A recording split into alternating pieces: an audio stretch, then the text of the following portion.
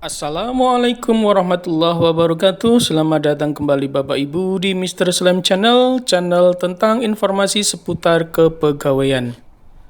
Kesempatan kali ini Bapak Ibu kita akan membahas kaitan dengan kriteria honorer yang tidak bisa diangkat jadi P3K paruh waktu pada tahun 2025. Nah, apa saja kriteria untuk tenaga honorer yang tidak bisa diangkat menjadi P3K paruh waktu untuk tahun ini? Simak lengkapnya di video kami di Mr. Slam Channel sampai akhir. Jangan sampai Bapak Ibu gagal paham. Baik Bapak Ibu, sebelum kita lanjut pada pokok pembahasan, jangan lupa kami ingatkan untuk like, share, komen, dan subscribe di video dan channel kami di Mr. Slam Channel. Mudah-mudahan dengan dukungan Bapak Ibu, channel kami semakin maju, semakin berkembang, bisa memberikan informasi-informasi yang up to date, informasi yang terbaru, dan tentunya bermanfaat untuk kita semuanya. Baik Bapak Ibu, kita lanjut pada pokok pembahasan.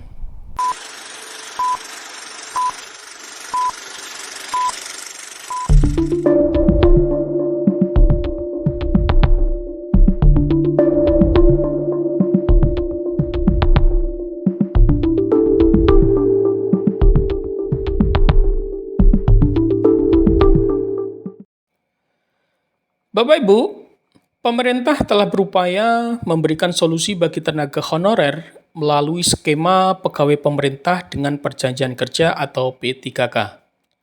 Salah satu kebijakan yang ditempuh adalah dengan pengangkatan P3K paruh waktu tanpa seleksi ulang bagi kelompok tenaga honorer tertentu. Namun, perlu diketahui Bapak Ibu, tidak semua tenaga honorer ini bisa mendapatkan kesempatan dalam pengangkatan P3K paruh waktu. Ada beberapa kriteria tenaga honorer yang tidak bisa atau tidak memenuhi syarat untuk diangkat menjadi P3K paruh waktu pada tahun 2023 ini. Apa saja kriterianya? Yang pertama, tidak terdaftar dalam database BKN. PLT Deputi Bidang SDM Aparatur Kementerian Pendayagunaan Aparatur Negara Reformasi dan Birokrasi Bapak Abba Subagja menegaskan bahwa prioritas utama dalam pengangkatan P3K paruh waktu adalah tenaga honorer yang sudah terdaftar dalam database Badan Kepegawaian Negara atau BKN. Jika seorang tenaga honorer tidak masuk dalam data resmi BKN, maka mereka tidak bisa diangkat sebagai P3K paruh waktu, meskipun pernah bekerja di instansi pemerintah. Yang kedua, tidak pernah mengikuti seleksi CASN atau P3K sebelumnya. Untuk tenaga honorer yang tidak pernah mengikuti seleksi calon aparatur sipil negara atau CASN atau P3K sebelumnya, juga tidak berhak untuk diangkat sebagai P3K paruh waktu. Kriteria ini berlaku untuk yang pertama, tenaga honorer yang belum pernah mengikuti seleksi CPNS atau P3K dalam periode rekrutmen sebelumnya. Yang kedua, honorer yang tidak pernah mendaftarkan diri dalam sistem seleksi CASN. Menurut beliau, Bapak Abba Subagja, hanya mereka yang sudah mengikuti seleksi CASN sebelumnya yang memiliki kesempatan untuk diangkat menjadi P3K paruh waktu. Yang ketiga, peserta seleksi CPNS yang tidak tercatat dalam database BKN. Bagi peserta seleksi CPNS yang tidak lolos dalam tahapan seleksi kompetensi dasar atau SKD, atau seleksi kompetensi bidang atau SKB, ada peluang untuk diangkat menjadi P3K paruh waktu, asalkan mereka tercatat dalam database BKN.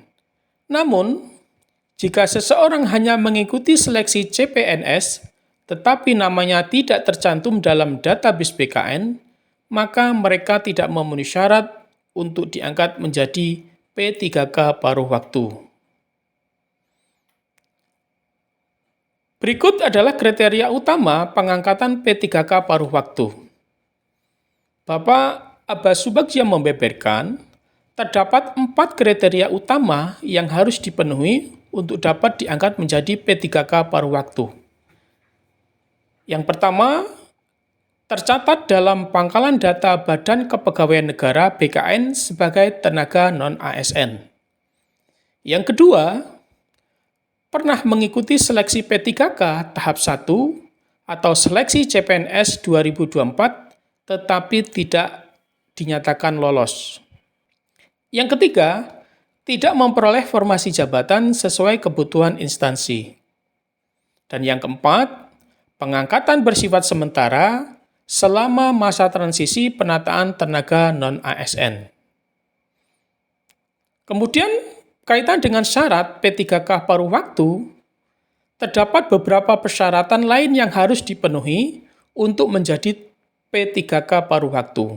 Apa saja itu? Yang pertama, bahwa pelamar harus memenuhi kriteria yang telah ditentukan, termasuk memiliki ijazah yang sesuai dengan persyaratan jabatan yang akan dilamar. Yang kedua, telah terdaftar dalam database BKN atau memiliki pengalaman kerja minimal 2 tahun pada saat pendaftaran seleksi ASN 2024 yang lalu. Dan yang ketiga, telah mendaftar dan mengikuti proses seleksi ASN tahun 2024. Kaitan dengan mekanisme pengangkatan dan pemberhentian P3K paruh waktu, proses ini didasarkan pada masa perjanjian kerja yang telah disepakati sebelumnya antara pemerintah daerah melalui instansi yang terkait dengan tenaga honorer yang bersangkutan.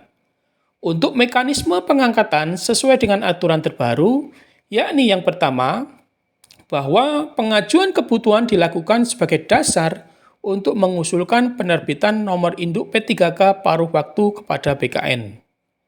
Masa perjanjian kerja ditetapkan selama 1 tahun yang dituangkan dalam dokumen perjanjian kerja hingga pelamar resmi diangkat menjadi P3K. Honorer yang diangkat menjadi P3K paruh waktu akan memperoleh nomor identitas ASN atau NIP sebagai pegawai resmi dengan syarat kinerja minimal predikat baik. Pengangkatan juga mempertimbangkan ketersediaan anggaran daerah, memberikan kepastian status bagi honorer yang telah mengikuti seleksi CASN.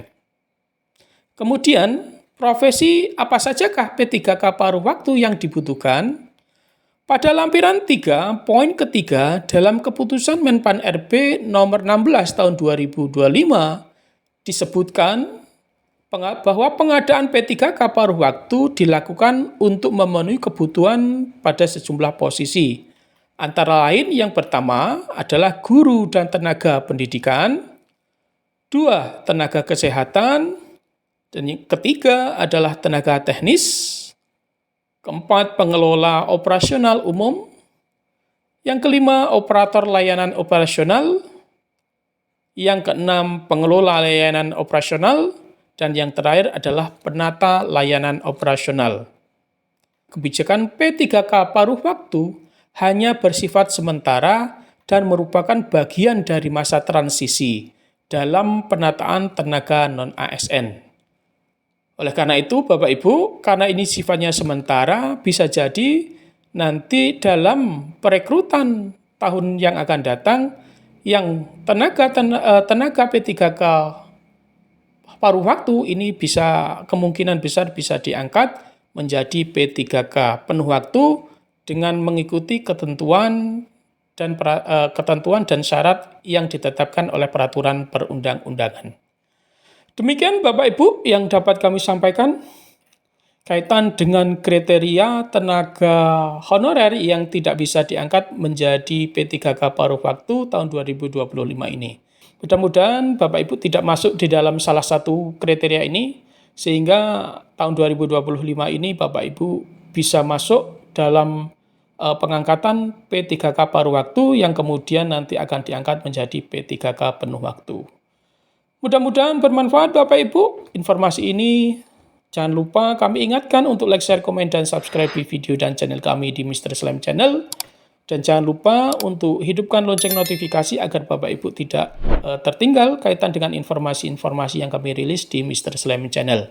Terima kasih atas perhatian Bapak Ibu. Kita ketemu lagi di video selanjutnya. Dan wassalamualaikum warahmatullahi wabarakatuh.